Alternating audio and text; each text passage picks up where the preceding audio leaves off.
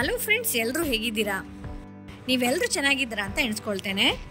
ಇನ್ನು ಇವತ್ತಿನ ವಿಡಿಯೋದಲ್ಲಿ ನಾನು ನಿಮ್ಮ ಜೊತೆ ಈ ಕಡಿಮೆ ಖರ್ಚಿನಲ್ಲಿ ನಾವು ಕಿಚನ್ನ ಐಟಮ್ಸನ್ನು ಹೇಗೆ ಕ್ಲೀನ್ ಮಾಡ್ಕೊಳ್ಬೋದು ಅಂತ ಹೇಳಿ ಶೇರ್ ಮಾಡ್ತಾ ಇದ್ದೇನೆ. ಎಲ್ರಿಗೂ ಚಾನಲ್ಗೆ ವೆಲ್ಕಮ್ ಮಾಡ್ತಾ, ಇನ್ನು ನೀವು ನನ್ನ ಚಾನಲ್ಗೆ ಹೊಸಬರಾಗಿದ್ದಲ್ಲಿ ಅಥವಾ ಸಬ್ಸ್ಕ್ರೈಬ್ ಮಾಡದೇ ಇದ್ದಲ್ಲಿ ಖಂಡಿತವಾಗಿಯೂ ಸಬ್ಸ್ಕ್ರೈಬ್ ಮಾಡಿ. ಡೈಲಿ ನಮಗೆ ಸಿಂಕಲ್ಲಿ ಪಾತ್ರೆಗಳು ಇದ್ದೇ ಇರ್ತವೆ. ಅದನ್ನು ನಾವು ಕ್ಲೀನ್ ಮಾಡ್ತಾ ಅದನ್ನು ತೆಗೆದಿಡ್ಲಿಕ್ಕೆ ಒಂದು ಬಾಸ್ಕೆಟನ್ನು ಖಂಡಿತವಾಗಿ ಉಪಯೋಗ ಮಾಡ್ತೇವೆ. ಎಲ್ಲರ ಮನೇಲಿ ಒಂದು ಬಾಸ್ಕೆಟ್ ಇದ್ದೇ ಇರುತ್ತೆ. ಪಾತ್ರೆಗಳನ್ನು ಕ್ಲೀನ್ ಮಾಡೋದಲ್ಲದೆ ಈ ಬಾಸ್ಕೆಟನ್ನು ಕೂಡ ನಾವು ಕ್ಲೀನ್ ಮಾಡಿ ಇಟ್ಕೊಳ್ಬೇಕಾಗ್ತದೆ. ರೆಗ್ಯುಲರ್ ಆಗಿ ಇದು ಯೂಸ್ ಆಗೋದ್ರಿಂದ ಇದರಲ್ಲಿ ಕೂಡ ಕೊಳೆ ಕುತ್ಕೊಳ್ತದೆ ಹಾಗೂ ನೀರಿನ ಕಲೆಗಳು ಇವೆಲ್ಲ ಇರ್ತದೆ. ರೆಗ್ಯುಲರ್ ಆಗಿ ಸ್ವಲ್ಪ ಲಿಕ್ವಿಡ್ ಸೋಪಿಂದ ನಾನು ಇದನ್ನು ಕ್ಲೀನ್ ಮಾಡ್ತೇನೆ.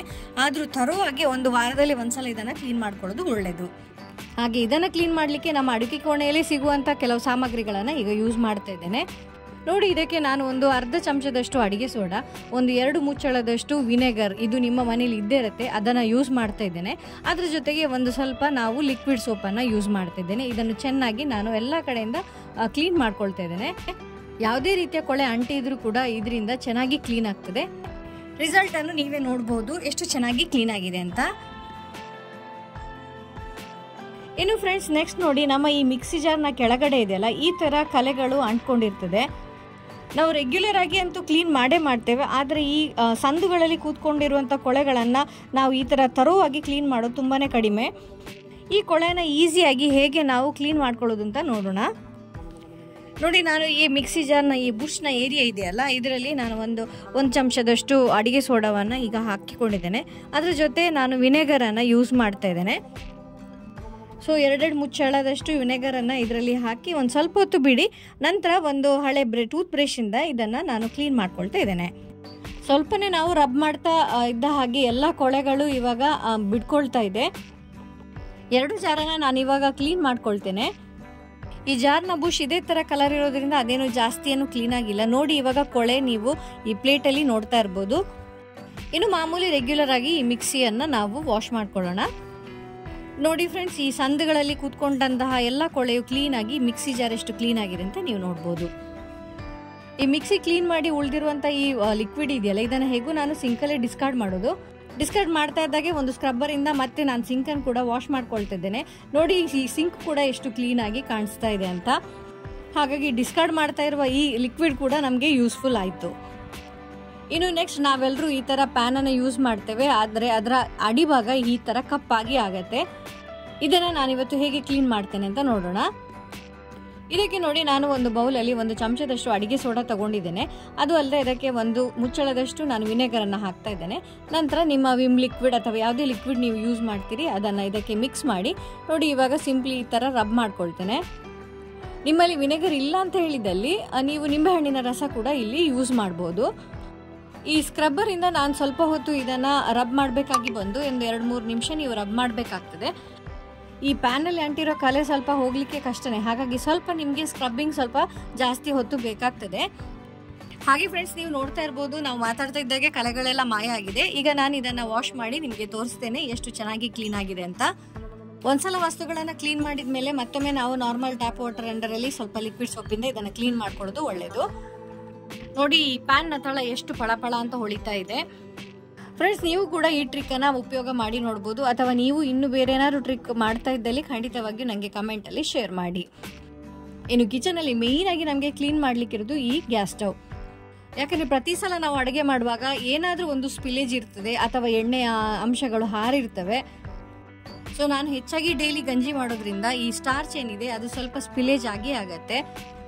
ರೆಗ್ಯುಲರ್ ಆಗಿ ನಾವು ಅದನ್ನು ಕ್ಲೀನ್ ಮಾಡಿಕೊಂಡ್ರು ತರುವಾಗಿ ಒಂದ್ಸಲ ನಾವು ಗ್ಯಾಸ್ ಸ್ಟವ್ ಅನ್ನು ಕ್ಲೀನ್ ಮಾಡ್ಕೊಳ್ಬೇಕಾಗ್ತದೆ.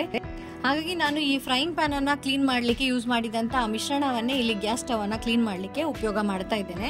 ಇನ್ನು ಈ ಬರ್ನರ್ ಏನಿದೆ ಇದನ್ನು ನಾನು ಸಪ್ರೇಟ್ ಆಗಿ ತೆಗೆದಿಡ್ತಾ ಇದ್ದೇನೆ. ಇನ್ನು ಈ ಬೌಲಲ್ಲಿ ಕೂಡ ಸ್ವಲ್ಪ ವಿನೆಗರ್ ಹಾಗೂ ಅಡಿಗೆ ಸೋಡಾವನ್ನು ಹಾಕಿ ಇದನ್ನು ಸೋಕ್ ಮಾಡಿ ಇಟ್ಕೊಳ್ತೇನೆ. ಕಂಟೈನರ್ ಸ್ವಲ್ಪ ದೊಡ್ಡದಾಗಿರೋದ್ರಿಂದ ಇದನ್ನು ನಾನು ಸಣ್ಣ ಕಂಟೈನರಲ್ಲಿ ಟ್ರಾನ್ಸ್ಫರ್ ಮಾಡಿ ಈ ಬರ್ನರ್ ಏನಿದೆ ಅದು ಅದರಲ್ಲಿ ಮುಳುಗುವ ಹಾಗೆ ನಾನು ನೋಡ್ಕೊಳ್ತಾ ಇದ್ದೇನೆ. ಅದಕ್ಕಾಗಿ ಸ್ವಲ್ಪ ಬಿಸಿ ನೀರನ್ನು ಕೂಡ ನಾನಿಲ್ಲಿ ಇದಕ್ಕೆ ಆ್ಯಡ್ ಮಾಡ್ತೇನೆ. ಹೀಗೆ ಇದನ್ನು ನಾವು ಕರೆಕ್ಟಾಗಿ ಸ್ವಲ್ಪ ಹೊತ್ತು ಸೋಕ್ ಮಾಡಿದರೆ ನೋಡಿ, ಬರ್ನರಲ್ಲಿ ಕೆಲವೊಮ್ಮೆ ಧೂಳೆಲ್ಲ ಕುತ್ಕೊಂಡಿರ್ತದೆ, ಕಸ ಎಲ್ಲ ಕುತ್ಕೊಂಡಿರ್ತದೆ. ಹಾಗಾಗಿ ಈ ಗ್ಯಾಸ್ ಏನಿದೆ ಸುಮ್ಮನೆ ವೇಸ್ಟ್ ಆಗ್ತಾ ಇರ್ತದೆ. ಅದು ನಮಗೆ ಗೊತ್ತಾಗೋದೇ ಇಲ್ಲ. ಯಾಕಂತ ಹೇಳಿದರೆ ಕೆಲವೊಮ್ಮೆ ಈ ಬ್ಲಾಕೇಜ್ ಇದ್ದಲ್ಲಿ ಸರಿಯಾಗಿ ಗ್ಯಾಸ್ ಉರಿಯೋದಿಲ್ಲ. ಆದ ಕಾರಣ ನೀವು ಇದನ್ನು ಕ್ಲೀನ್ ಮಾಡ್ಕೊಳ್ಳೋದಂತೂ ತುಂಬಾ ಅಗತ್ಯ. ಆಲ್ರೆಡಿ ನಾನು ನೋಡಿ ಲಿಕ್ವಿಡನ್ನೆಲ್ಲ ಅಪ್ಲೈ ಮಾಡಿ ಇಟ್ಟಿದ್ದೆ, ಹಾಗಾಗಿ ಒಂದು ಸ್ಕ್ರಬ್ಬರನ್ನು ಯೂಸ್ ಮಾಡಿ ಇದನ್ನೆಲ್ಲ ಕ್ಲೀನ್ ಮಾಡ್ಕೊಳ್ತಾ ಇದ್ದೇನೆ. ಇನ್ನು ಎಡ್ಜಸಲ್ಲಿ ಕೆಲವೊಮ್ಮೆ ಸ್ಕ್ರಬ್ಬರ್ ಮುಟ್ಟೋದಿಲ್ಲ, ಅಲ್ಲಿಗೆ ನೀವು ಒಂದು ಹಳೆ ಟೂತ್ ಬ್ರಷನ್ನು ಯೂಸ್ ಮಾಡಿ ಅದನ್ನು ಕ್ಲೀನ್ ಮಾಡ್ಕೊಳ್ಬೋದು. ಆಲ್ಮೋಸ್ಟ್ ನನ್ನ ಈ ಸ್ಟವ್ ನೋಡಿ ಎಷ್ಟು ಚೆನ್ನಾಗಿ ಕ್ಲೀನ್ ಆಗ್ತಾ ಇದೆ ಅಂತ ಹೇಳಿ. ಇನ್ನು ಒಂದು ಯಾವುದೇ ನೀವು ಕಾಟನ್ ಬಟ್ಟೆ ಇರ್ಬೋದು ಅಥವಾ ಮೈಕ್ರೋಫೈಬರ್ ಇರ್ಬೋದು, ಅದನ್ನು ಯೂಸ್ ಮಾಡಿ ನೀವು ಇದನ್ನು ಕ್ಲೀನ್ ಮಾಡ್ಕೊಳ್ಳಿ. ಈವನ್ ಆ ಪ್ಲೇಟ್ ಇದೆಯಲ್ಲ, ಅದರ ಎಡ್ಜಸಲ್ಲಿ ಕೂಡ ಕೆಲವೊಮ್ಮೆ ಕಸಗಳು ಕೂತ್ಕೊಂಡಿರ್ತದೆ, ಅದನ್ನು ಕೂಡ ನೀವು ಟೂತ್ ಬ್ರಷ್ನ ಹೆಲ್ಪಲ್ಲಿ ಕ್ಲೀನ್ ಮಾಡ್ಕೊಳ್ಬೋದು. ಇನ್ನು ಈ ಸೋಕ್ ಮಾಡಿ ಇಟ್ಟಿರುವಂಥ ಈ ಬರ್ನರನ್ನು ನಾವು ಕ್ಲೀನ್ ಮಾಡೋಣ. ಇದರಲ್ಲಿ ಎಷ್ಟು ಕೊಳೆ ಇದೆ ಅಂತ ಹೇಳಿ ನಿಮಗೆ ಇವಾಗ ನೀರಿನ ಕಲರ್ ಚೇಂಜ್ ಆದಾಗ ಗೊತ್ತಾಗತ್ತೆ. ಬ್ರಷಲ್ಲಿ ಜಸ್ಟ್ ರಬ್ ಮಾಡ್ತಾ ಇದ್ದ ಹಾಗೆ ನೋಡಿ ಕೊಳೆ ಬಿಟ್ಕೊಡ್ತಾ ಇದೆ. ಬರ್ನರ್ ಏನೋ ಹೊಸದ್ರಾಗಿ ಕಾಣೋದಿಲ್ಲ, ಆದರೆ ಅದರಲ್ಲಿದ್ದ ಕೊಳೆ ಎಲ್ಲ ಕ್ಲೀನ್ ಆಗಿದೆ. ನೀವು ನೋಡ್ಬೋದು ನೀರಿನ ಕಲರ್ ಹೇಗಾಗಿದೆ ಅಂತ. ಇನ್ನು ಕೊನೆಗೆ ಸ್ಟವ್ ಮೇಲೆ ಇಡುವಂಥ ಈ ಪ್ಲೇಟ್ಸ್ ಹಾಗೂ ಸ್ಟ್ಯಾಂಡನ್ನು ವಾಶ್ ಮಾಡ್ಕೊಳ್ಳೋಣ. ಸೇಮ್ ಲಿಕ್ವಿಡನ್ನು ಯೂಸ್ ಮಾಡಿ ಎಲ್ಲವನ್ನ ನಾನು ಇವಾಗ ಕ್ಲೀನ್ ಮಾಡ್ಕೊಂಡಿದ್ದೇನೆ. ಸ್ಕ್ರಬ್ಬಿಂಗ್ ಎಲ್ಲ ಆದಮೇಲೆ ನಾವು ಮತ್ತೆ ಇದನ್ನು ನಾರ್ಮಲ್ ಟ್ಯಾಪ್ ವಾಟರ್ ಅಂಡರಲ್ಲಿ ಇದನ್ನು ತೊಳ್ಕೊಳ್ಳೋಣ. ಹಾಗೆ ಫ್ರೆಂಡ್ಸ್, ನೀವು ಈ ಕ್ಲೀನಿಂಗಿಗೋಸ್ಕರ ಬೇರೆ ಬೇರೆ ಲಿಕ್ವಿಡ್ಸನ್ನು ಪರ್ಚೇಸ್ ಮಾಡೋ ಅಗತ್ಯ ಇರೋದಿಲ್ಲ. ಮನೆಯಲ್ಲೇ ಇರುವಂಥ, ಅದು ಅಲ್ಲದೆ ಚೀಪಾಗಿ ನಮಗೆ ಆಗುವಂತಹ ಕೆಲವೊಂದು ಲಿಕ್ವಿಡನ್ನು ನಾವೇ ತಯಾರಿ ಮಾಡಿ ಕ್ಲೀನಿಂಗನ್ನು ಆರಾಮಾಗಿ ಮಾಡ್ಕೊಳ್ಬೋದು. ಅಡುಗೆ ಸೋಡಾ ನಿಮಗೆ 10 ರೂಪೀಸಿಗೆ ಒಂದು ಪ್ಯಾಕೆಟ್ ಸಿಗುತ್ತೆ. ಅದು ಅಲ್ಲದೆ ವಿನೆಗರ್ ಕೂಡ 30 ರೂಪೀಸಿಗೆ ಒಂದು ಬಾಟಲ್ ಸಿಗುತ್ತೆ. ಇನ್ನು ಲಿಕ್ವಿಡ್ ಸೋಪ್ ಅಂತೂ ನಮ್ಮ ಮನೆಯಲ್ಲೇ ಇದ್ದೇ ಇರುತ್ತೆ. ಇನ್ ಕೇಸ್ ನಿಮಗೆ ವಿನೆಗರ್ ಸಿಗಲಿಲ್ಲ ಅಂತ ಹೇಳಿದರೆ ನಿಂಬೆಹಣ್ಣು ಕೂಡ ನಡೆಯುತ್ತೆ. ಹಾಗಾಗಿ ಯಾವುದೇ ಬೇರೆ ಒಂದು ನೀವು ಲಿಕ್ವಿಡ್ ಆಗಲಿ ಅಥವಾ ಕ್ಲೀನರಿಗೆ ಆಗಲಿ ಜಾಸ್ತಿ ಹಣ ಖರ್ಚು ಮಾಡದೆ ಬಜೆಟಲ್ಲಿ ನಿಮ್ಮ ಕಿಚನನ್ನು ನೀವು ಕ್ಲೀನಾಗಿ ಇಟ್ಕೊಳ್ಬೋದು. ಗ್ಯಾಸ್ ಸ್ಟವ್ ಅಂತೂ ಕ್ಲೀನ್ ಆಯಿತು. ಈಗ ನೋಡಿ, ನಾವು ಗ್ಯಾಸನ್ನು ಒತ್ತಿಸ್ಲಿಕ್ಕೋಸ್ಕರ ಈ ಥರ ಲೈಟರನ್ನಂತೂ ಗ್ಯಾರಂಟಿ ಯೂಸ್ ಮಾಡ್ತೇವೆ. ಇದನ್ನು ನಾವು ಕ್ಲೀನ್ ಮಾಡ್ಲಿಕ್ಕೆ ಹೋಗೋದು ತುಂಬಾ ಕಡಿಮೆ. ಹಾಗಾಗಿ ಇದರಲ್ಲಿ ಎಣ್ಣೆ ಜಿಡ್ಡಿರ್ಬೋದು ಅಥವಾ ನಾವು ಆವಾಗ ಅದನ್ನು ಮುಟ್ಕೊಂಡು ಅದು ತುಂಬಾ ಕೊಳೆಯಾಗಿರ್ತದೆ. ಇದನ್ನು ಕೂಡ ನಾನು ಈಗ ಬೇಕಿಂಗ್ ಸೋಡಾವನ್ನು ಯೂಸ್ ಮಾಡಿ ಕ್ಲೀನ್ ಮಾಡ್ಕೊಳ್ತೇನೆ. 1 ಚಮಚದಷ್ಟು ಬೇಕಿಂಗ್ ಸೋಡಾದೊಟ್ಟಿಗೆ ನಾನು ಒಂದು ಸಣ್ಣ ಲಿಂಬೆಹಣ್ಣು ತಗೊಂಡು ಅದನ್ನು ಅದರ ಮೇಲೆ ಸ್ಕ್ರಬ್ ಮಾಡ್ತಾ ಇದ್ದೇನೆ. ಸ್ವಲ್ಪ ರಬ್ ಮಾಡ್ತಾ ಇದ್ದಾಗೆ ನೋಡಿ ಲೈಟರ್ ಎಷ್ಟು ಚೆನ್ನಾಗಿ ಪಳಪಳ ಅಂತ ಹೊಳಿಲಿಕ್ಕೆ ಶುರು ಆಗಿದೆ. ನೀವೇ ಇಮ್ಯಾಜಿನ್ ಮಾಡ್ಬೋದು ಇದರಲ್ಲಿ ಎಷ್ಟೊಂದು ಕೊಳೆಗಳು ಕಲೆಕ್ಟ್ ಆಗಿತ್ತು ಅಂತ ಹೇಳಿ. ಇನ್ನು ಸ್ವಲ್ಪ ನೀಟಾಗಿ ಕ್ಲೀನ್ ಮಾಡಲಿಕ್ಕೆ ನಾನೊಂದು ಸ್ಕ್ರಬ್ಬರನ್ನು ಇಲ್ಲಿ ಯೂಸ್ ಮಾಡ್ತಾ ಇದ್ದೇನೆ. ಇನ್ನು ಒಂದು ವೆಟ್ ವೈಪನ್ನು ಯೂಸ್ ಮಾಡಿ ನೋಡಿ ಈ ಥರ ನಾನು ಇದನ್ನು ಕ್ಲೀನ್ ಮಾಡ್ಕೊಳ್ತೇನೆ. ಸೊ ಡಿಫ್ರೆನ್ಸನ್ನು ನೀವೇ ನೋಡ್ಬೋದು, ಮುಂಚೆ ನಮ್ಮ ಲೈಟರ್ ಹೇಗಿತ್ತು, ಇವಾಗ ಎಷ್ಟು ಕ್ಲೀನಾಗಿ ಕಾಣಿಸ್ತಾ ಇದೆ ಅಂತ. ಇನ್ನು ನೆಕ್ಸ್ಟ್ ನಾವು ಯೂಸ್ ಮಾಡೋದು ಈ ಕುಕ್ಕರ್. ಇದಂತೂ ರೆಗ್ಯುಲರ್ ಆಗಿ ನನ್ನ ಮನೆಯಲ್ಲಿ ಯೂಸ್ ಆಗುತ್ತೆ. ಕೆಲವೊಮ್ಮೆ ಎಷ್ಟೇ ಕ್ಲೀನ್ ಮಾಡಿದರೂ ನೋಡಿ ಈ ಥರ ಕಲೆಗಳು ಅಂಟ್ಕೊಂಡಿರುತ್ತೆ. ಹಾಗಾಗಿ ಇದನ್ನು ಹೇಗೆ ಕ್ಲೀನ್ ಮಾಡೋದು ಅಂತ ನೋಡೋಣ. ಇನ್ನು ಈ ಕುಕ್ಕರಿಗೆ ಸುಮಾರು ಒಂದು 1/2 ಚಮಚದಷ್ಟು ಬೇಕಿಂಗ್ ಸೋಡಾವನ್ನು ಇಲ್ಲಿ ಹಾಕಿಕೊಳ್ತಿದ್ದೇನೆ. ಈ ಟ್ರಿಕ್ಕನ್ನು ನೀವು ಸೀದು ಹೋದ ಪಾತ್ರೆಗಳಲ್ಲಿ ಕೂಡ ಯೂಸ್ ಮಾಡಬಹುದು. ಇನ್ನು ಇದಕ್ಕೆ ಆ್ಯಡ್ ಮಾಡ್ತಾ ಇರೋದು ವಿನೆಗರ್. ಇಲ್ಲ ಅಂತ ಹೇಳಿದರೆ ನೀವು ನಿಂಬೆಹಣ್ಣನ್ನು ಕೂಡ ಯೂಸ್ ಮಾಡ್ಬೋದು. ಇದಕ್ಕೆ ನಾನು ಸ್ವಲ್ಪ ಬಿಸಿ ನೀರನ್ನು ಹಾಕ್ಕೊಳ್ತೇನೆ. ಇನ್ ಕೇಸ್ ನೀವು ಸೀದೋಗಿರೋ ಪಾತ್ರೆನ ಕ್ಲೀನ್ ಮಾಡಬೇಕಿದ್ರೆ ಈ ಬಿಸಿ ನೀರು ಹಾಕಿಬಿಟ್ಟು ಇದನ್ನು ಒಂದು ಸ್ವಲ್ಪ ಹೊತ್ತು ಬಾಯ್ಲ್ ಮಾಡಲಿಕ್ಕೆ ಇಡಬೇಕಾಗ್ತದೆ. ಇದಕ್ಕೆ ನಾವಿನ್ನು ಡಿಶ್ ಲಿಕ್ವಿಡ್ ಸೋಪನ್ನು ಹಾಕ್ಕೊಳ್ಳೋಣ. ಇದನ್ನೊಂದು 2 ನಿಮಿಷ ಹಾಗೆ ಬಿಡಿ. ನಂತರ ಒಂದು ಸ್ಕ್ರಬ್ಬರನ್ನು ಯೂಸ್ ಮಾಡಿ ಇದನ್ನು ಕ್ಲೀನ್ ಮಾಡ್ಕೊಳ್ಳೋಣ. ಜಸ್ಟ್ ನೀವು ಸ್ಕ್ರಬ್ಬರ್ ಯೂಸ್ ಮಾಡಿ ರಬ್ ಮಾಡ್ತಾ ಇದ್ದಾಗೆ ಎಲ್ಲ ಕೊಳೆಗಳು ಬಿಟ್ಕೊಡ್ತದೆ. ನೀವು ನೋಡ್ತಾ ಇರ್ಬೋದು ಎಷ್ಟು ಚೆನ್ನಾಗಿ ಇದು ಕೊಳೆ ಬಿಡ್ತಾ ಇದೆ ಅಂತ ಹೇಳಿ. ಸೊ ನಮ್ಮ ಈ ಕಲೆಗಳೇನಿತ್ತು ಎಲ್ಲ ಕ್ಲೀನ್ ಆಗ್ತಾ ಇದೆ. ಜಾಸ್ತಿ ಏನೋ ತಿಕ್ಕೋ ಅವಶ್ಯಕತೆನೇ ಇಲ್ಲ, ಅಷ್ಟು ಚೆನ್ನಾಗಿ ಇದು ಕ್ಲೀನ್ ಆಗ್ತಾ ಇದೆ. ಚೆನ್ನಾಗಿ ಇದನ್ನು ಸ್ಕ್ರಬ್ ಮಾಡಿದ ಮೇಲೆ ಇದನ್ನು ನಾವು ಟ್ಯಾಪ್ ವಾಟರಲ್ಲಿ ನಾವು ವಾಶ್ ಮಾಡ್ಕೊಳ್ಳೋಣ. ನೀವು ಕೊನೆಗೆ ನಮ್ಮ ಕುಕ್ಕರ್ ಎಷ್ಟು ಚೆನ್ನಾಗಿ ಕ್ಲೀನಾಗಿ ಪಳಪಳ ಹೊಳಿತದೆ ಅಂತ ಹೇಳಿ ನೋಡಬಹುದು.